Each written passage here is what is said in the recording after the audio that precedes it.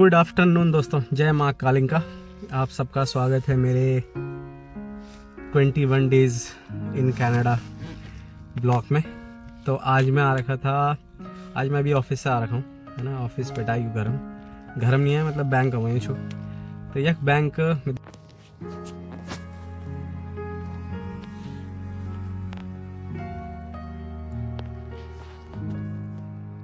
जब मेरा अकाउंट है ना, तो यह बैंक को ना कुछ अलग रूल्स एंड रेगुलेशन। तो मैं यह कहूँ चाहिए 6 महीने पहले मेरे लिए पर अकाउंट खुला जाए। तो ये मूल बात है कि तुम पर सैलरी अगर कंटिन्यूसली 3 सैलरी पर क्रेडिट कर दिया बैंक में, तो तुम थी कुछ रिवॉर्ड मिले, मतलब $300-400 दी हो। तो मैं लोग कह रहा, तो अब वो बैंक वालों क्या कहा है कि मेरा रिवॉर्ड ही नहीं है 6 महीने होगी। तो मैं मनीष है कि भाई क्या दिक्कत है, तो बता दो मेरे को। तो उन्होंने मेरे को बताया कि भाई आपका जो रिवॉर्ड, जिसने अकाउंट खोला उसने आपको ऐड ही नहीं करा, आपके ऐड ही नहीं करा वो रिकॉर्ड, जो रिवॉर्ड का जो वो था ना पॉइंट, वो जो भी रिवॉर्ड थे वो ऐड नहीं करे। तो आप बोला कि हम रिक्वेस्ट रेज कर देते हैं, आप आके फिर अब हम आपसे फॉलोअप करेंगे, आप चिंता मत करो। तो ये मतलब ये तो ठीक है, ये मतलब बैंकों की ये चीज़ ठीक है। बैंकों की क्या, हर किसी की ये चीज़ की है, वो अपनी रिस्पॉन्सिबिलिटी ले लेते हैं कि हाँ भाई हमारी गलती थी और हमारी वजह से ये हुआ। तो उन्होंने भी बोला कि हमारी गलती है, हमारी वजह से ये हुआ। और दूसरा कि यहाँ पे बैंकों की ना ट्रांसमिट लिमिट, मतलब अगर तुम ऑनलाइन किसी को ट्रांसफ़र कर रहे हो ना, तो उसकी कुछ लिमिट होती है। मतलब तुम एकदम से नहीं भेज सकता, कुछ लिमिट जो है कि जन एक हफ्ता में तुम $3000 ही भेज सकता हो, फिर तुम 14 दिन हम $10,000 दे सकता हो। तो वो एक लिमिट चाहिए, तो वो लिमिट तुम इंक्रीज़ नहीं कर सकता। पता नहीं वो क्लच के फ्रॉड से बचने का तरीका चाहिए शायद। और अगर तुम थे ही ऑनलाइन ट्रांसफ़र करना ना, तो फिर तब तुम थे क्या करना, मतलब अगर तुम थे ज़्यादा अमाउंट ट्रांसफ़र करना, तो तुम फिर एक बार ड्राफ्ट बनाए कर रहे तो बंदा दे देना। तो मतलब फ्रॉड से बचने का तरीका चाहिए, पर बहुत स्लो तरीका भी चाहिए। जन इंडिया में हम मतलब 50 लाख रुपए भी एक ट्रांसफ़र कर देना, NEFT है ना, वो कैरी और भेज देना या खून नहीं चलो। तो ये चीज़ या बैंकों को थोड़ा अलग चाहिए, है ना। और चलो अब घर जुड़ो, अपडेट करते रहूँगा क्या चल रहा है हमारे ब्लॉग में। डे 21 चल रहा है ये, और ठंड थोड़ी थोड़ी कम हो रही है। बाकी देखो क्या होता है। जो ये देख रहे हो ना यहाँ पे तुम, ये पोल के पीछे ये ड्राइववे वाला है, मतलब तुम गाड़ी में बैठ के अपनी सारी बैंकिंग कर सकते हो। ये एक अच्छी चीज़ है यहाँ पे, मतलब आप गाड़ी में बैठो, ATM वहीं पे है, पैसे जमा कर दो, ट्रांसफ़र कर दो, जो करना है वहीं पे कर दो। आगे वो जो जहाँ पे गाड़ी खड़ी हो रही है दिख रहा है, वहाँ फ्राइडे आते ही यहाँ विंटर स्टॉर्म की वार्निंग आ जाती है। आज सुबह से वार्निंग है, इसीलिए मैं आज जल्दी आ गया और लॉक कर दी गाड़ी। लॉक तो कर दी, बहुत ज़्यादा ठंडा हो रहा है भैया, आज जल्दी जल्दी चल लो अंदर। बर्फ़ सूख रही ना, धीरे धीरे कर ठंडी हवा चलनी।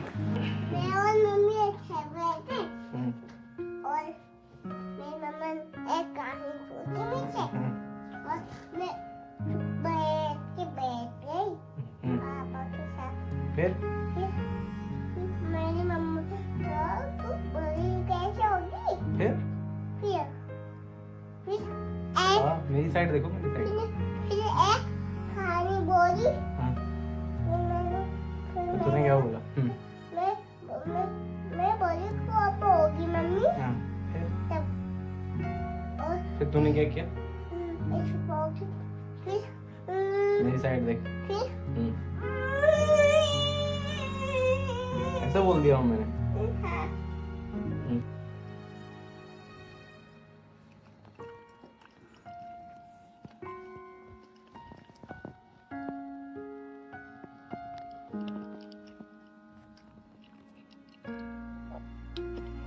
वीकेंड स्टार्ट,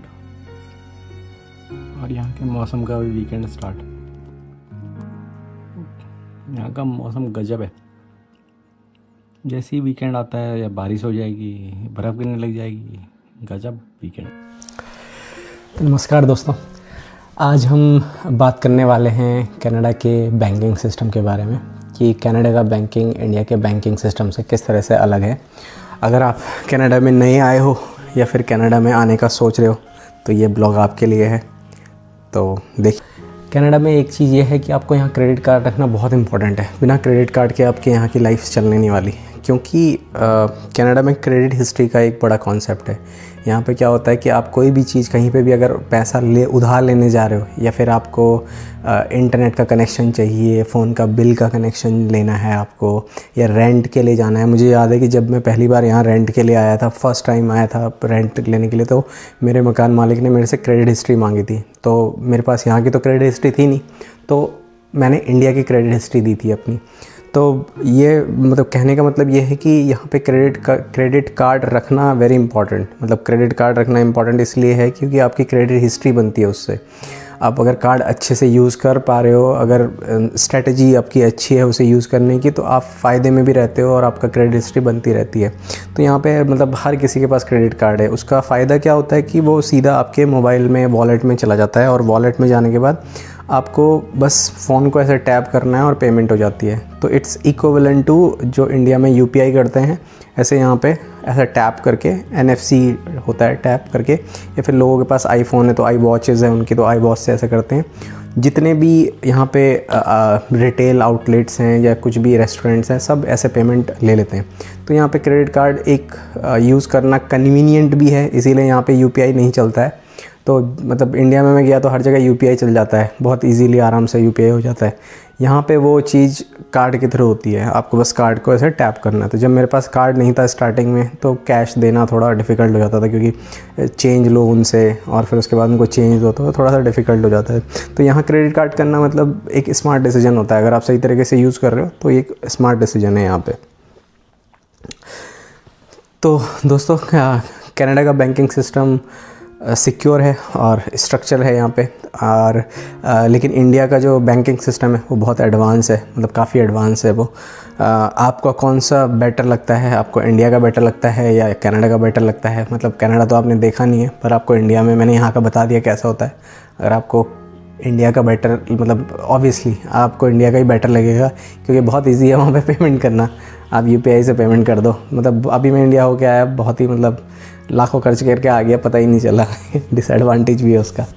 तो कमेंट करो, नेक्स्ट वीडियो में मैं बताऊंगा कि कनाडा में कौन सा बैंक न्यू कमर्स के लिए अच्छा है, और आपको क्या लगता है। मतलब मिलते हैं फिर अगले ब्लॉग में। Thank you so much.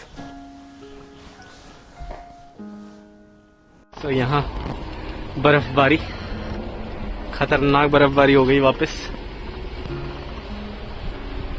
जैसे ही सैटरडे संडे आता है, ये देखो बर्फ़ कैसे गिरने लग जाता है, देख रहे हो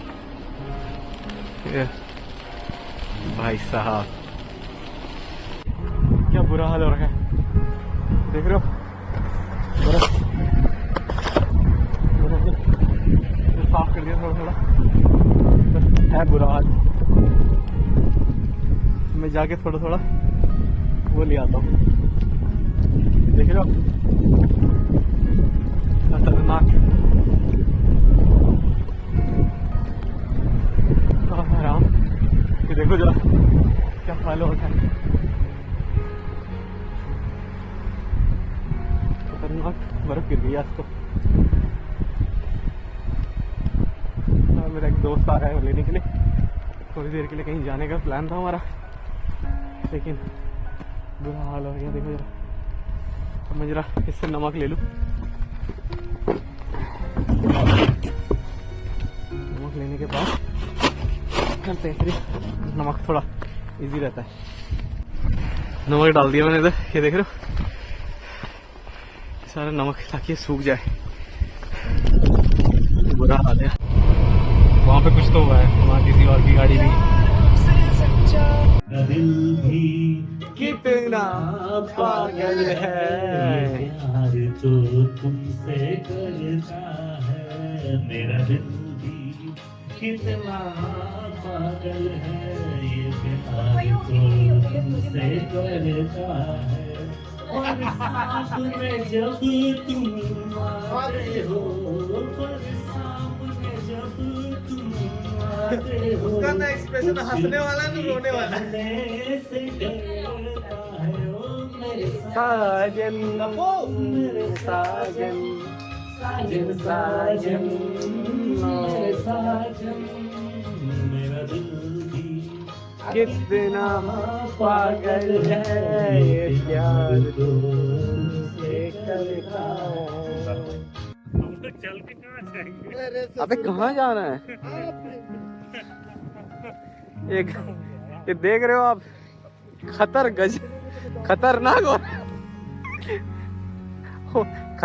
हो रखा है।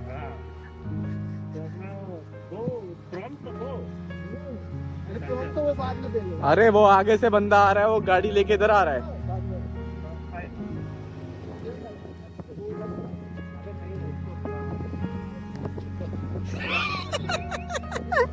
उसको दिक्कत हो रहा है, हम ठीक है। तो गाइस आप देख रहे हो इधर क्या हाल हो रहा है।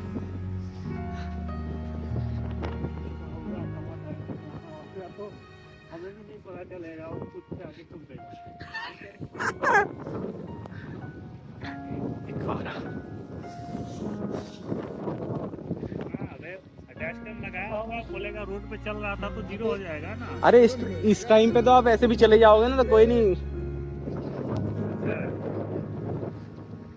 सिचुएशन मैटर करती है सर। इस टाइम पे आप ऐसे भी चले जाओगे ना, गाड़ी वाला अपने आप ही रोक लेगा।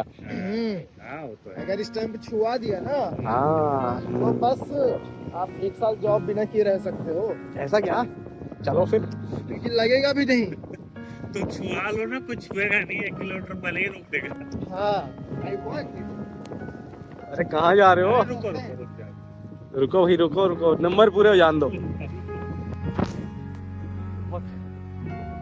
ठंडा हो रहा है, बर्फ गिर रही है और ये पेट्रोल पंप है। हम ऐसे ही घूम रहे हैं रात को 10 बजे। रात को पेट्रोल थोड़ा सस्ता हो जाता है। जनरली जो दिन में है वो 137 कुछ है, अभी 122 है। हाँ